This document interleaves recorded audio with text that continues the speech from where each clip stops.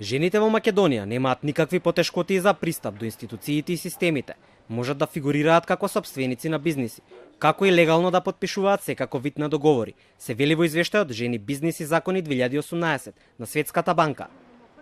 Иако законски е регулирано, во Македонија не е секаде обезбедено платено отсуство од работа за мајките со новороденче. Со тоа е загрозена и флексибилноста на нивното работно место. Проблем е и нееднаквата возраст за пензионирање кај мажите и кај жените.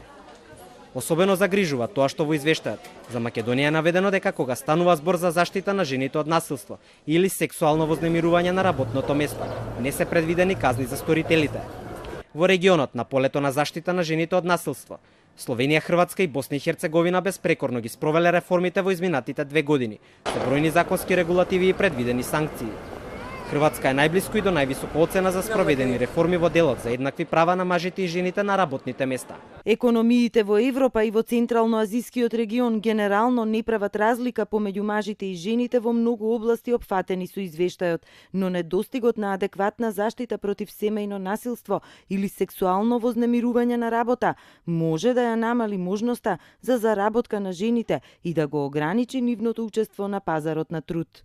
Во светски рамки, најголем напредок во имплементирање на голем број економски реформи во последните 2 години постигнале држави од Африка и од Блискиот Исток, споредено со оние држави каде е постојана и одржлива високата стапка на економски развој.